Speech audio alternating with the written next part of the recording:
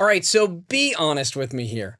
Have you ever recorded a vocal, listened back, and thought, why does this sound like a demo and not like a real song? Like you're hitting the notes, the melody's solid, but it's just not sounding finished. It doesn't sound like the artist that you're trying to compete with. And that's frustrating because your voice is your identity as an artist. It's the one thing that you cannot outsource. The truth is, great vocals aren't just about having a great voice.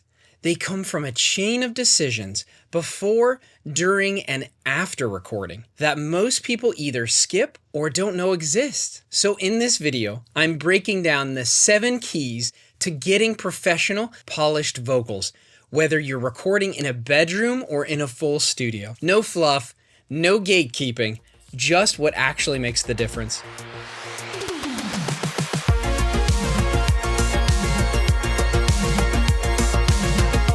Hey guys, for those of you who don't know me, my name is Ben Swarzwalder, and I run Black Forest Sounds. And today we're going to talk through something that I think is the most important piece of your music, and that is your vocals. And from my experience, I found that there's 7 keys to really getting your vocals to be the best that they can be for every song that you're working on. Now, a lot of people would gatekeep these secrets, but I'm pulling all the stops today. I'm going to show you guys exactly what I do and how I look at vocals when I go through every single song. So without further ado, let's dive in. Number 1 is write the song to your voice. I've worked with artists and myself, I've got caught in this trap where you have a great idea, the artist is excited, you're excited, but when you start to dive into the song and start to work on vocal ideas, it seems like the vocal is going to be a little bit out of the singer's range. Or maybe it's just in a spot that's really hard for them vocally. Maybe it's at the break between their chest voice and their head voice. Now, to be a great singer, you don't need to try to outsing anybody. You don't need to try to be Ariana Grande. You need to be yourself. And that goes for writing the song. You want to write it to your voice. I really don't believe that there's a specific type of voice, whether it's a soprano or an alto or a mezzo, that is the best range to sing in.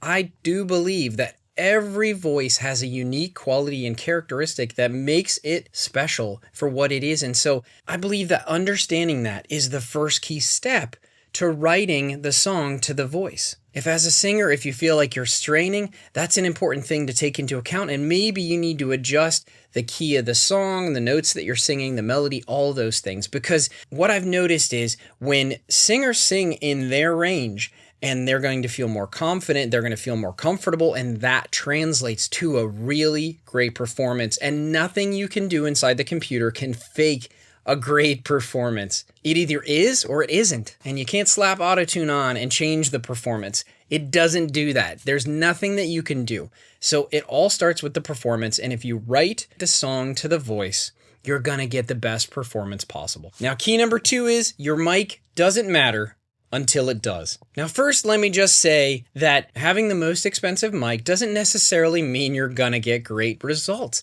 There's so many things that go into a great finished vocal. You know, the preamp, the performance. The performance is probably the thing that matters the most in all of this. But having a great mic does help a lot. And some of the ways it helps, like it helps you capture the voice in the way that it is the best in the room. Meaning, you're capturing the voice how it sounds naturally, and the better mic is going to do that better than a cheaper mic. That doesn't mean that you can't get great results from something that's a little bit lower cost. But what I will say is there is a threshold of once you get to a certain level of microphone, you at least kind of need that. And some of the microphones that I think are great, what I would say entry-level professional microphones are like the Neumann TLM 102, the 103, fantastic microphones. You'll get great results with those. Do I think you'll get better results with something like a Neumann U87 or a Manley reference mic? Yes, I just think they're better microphones, and having a better microphone sometimes gives a singer more confidence,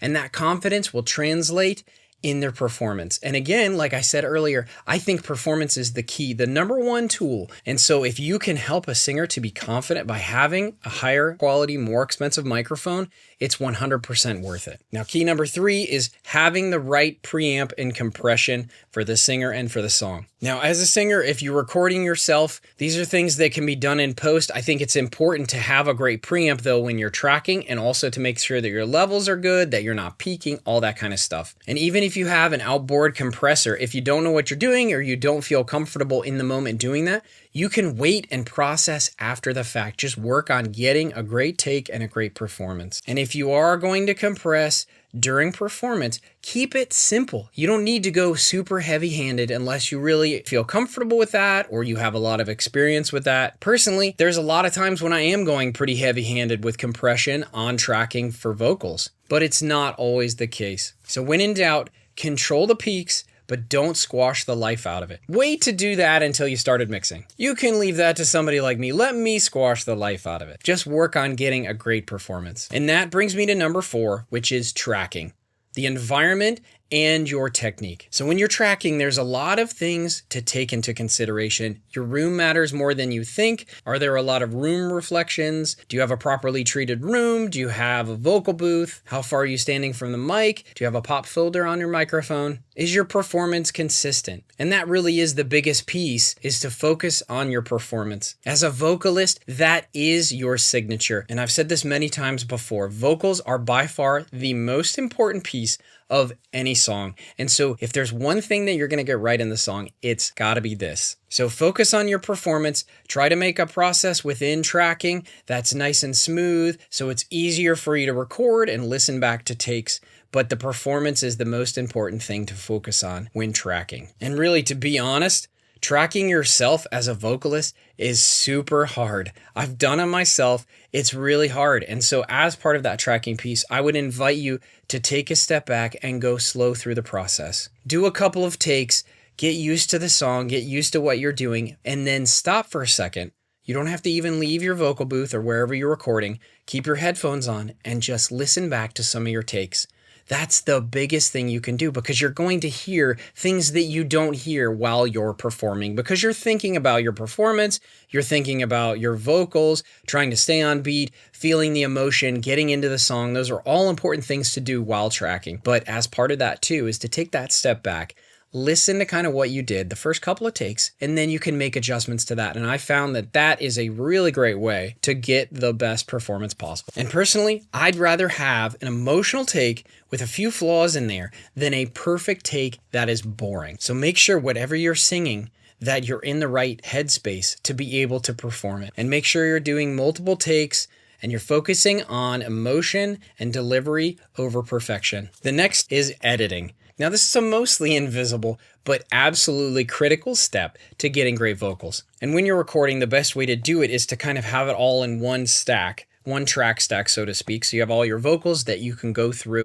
And the next step with that is to comp it. So what you would do is compare your vocal takes, find the ones that you like the best, and then create kind of your final performance of the song. Now, your choices here when you're editing, the tuning, the timing, all of that matters and is very genre dependent. Are you doing a track that should sound more natural? Should it have more tuning? All of those things are important things to take into consideration and use references and songs that you like and like the direction that you're going for as an artist. But don't rely on plugins to fix bad input. And the last one here may be the most obvious to you guys, but it's the mix, which is the final polish. And this last one might be the most obvious to you guys, but it is that final mix. You don't want to rely on plugins to fix a bad performance. If you don't like the performance, I know it's a hard step, but go back, re-record. Trust me, you'll thank me later. I know it's a pain in the butt, but it is really the best way to get the best results. And you also want to make the right decisions for the song